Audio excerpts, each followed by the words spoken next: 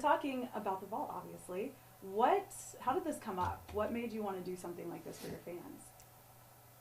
You know, I'm an only child, no brothers or sisters from my mother. And I remember as a little kid seeing the Beatles on the Ed Sullivan Show before you were born. And I was stunned. When I first came to America, the music I heard was Chuck Berry, Little Richard, you know, all the greats that defined what rock and roll was. But I couldn't imagine myself doing what they did. When I finally saw the Beatles on the Ed Sullivan Show, they talk like that because I had an accent. When I came, all of a sudden, somebody else is being popular and speaking differently than, you know, everybody else. And so I decided to, gee, this is not a bad job. Learn how to play guitars. The girls might like you and all that other stuff, and you can make some money. So at about 14 years of age, I taught myself how to play a few chords. And within a year and a half to 2 years of seeing the Beatles on the Ed Sullivan Show, I wrote one of the first songs I ever wrote called My Uncle is a Raft. Don't ask me. And then that was 50 years ago. And so this box set is the culmination, which is a big word like gymnasium, the largest box set of all time. 50 years, 167 tracks that have never been released. From 1966 to 2016, it includes songs I've co-written with Bob Dylan, 3 of them.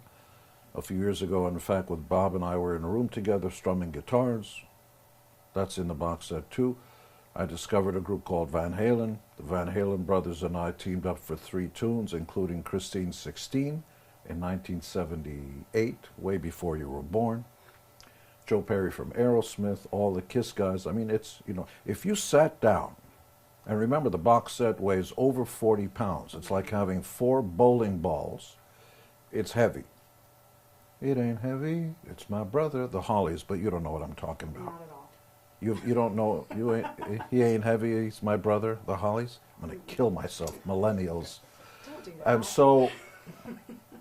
so the box set, if you actually dug into it, besides all the games and toys and all the fun stuff inside, the actual music is over 10 hours straight, without a poopy break, without food. It's a lot of music. So is there any music that is in the vault that you wish would have been on the album? No, this is the best of the best. I've got more material laying around, but this is the best I could find. And it spans, you know, 4.5 decades. And so this is obviously important for the fans. Like, people are here to see you and to get their vaults. What does this mean for you, though? How important is it for you? Well, this is a bucket list for me as an immigrant, a legal immigrant, because there is a difference, to America. The idea that you could achieve anything and ascend, that means climb up, to the top of Mount Olympus, and America embraced me from the very outset. As long as I was able to learn English, get educated, and so on, all the opportunities were there. And I'll be forever grateful to America for allowing me to do any of this. And so KISS is America's #1 gold record award-winning group of all time in all categories. But we never played the singles game, hardly have any hit singles. You know, the word fan comes from the word fanatic. Without fans, there'd be no Rock and Roll Hall of Fame.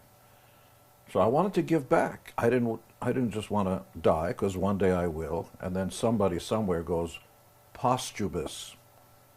That means after you're dead, you can't join the party. I'm going, what the hell is that? If you're going to throw a party, why wouldn't you want to be there? You know, I'm throwing a party, but I'm not going to be there. Everybody's going to have a good time. Right. So this is my chance. I'm doing this for me. It's in my bucket list. I want to enjoy the party along with the people who put me here in the first place.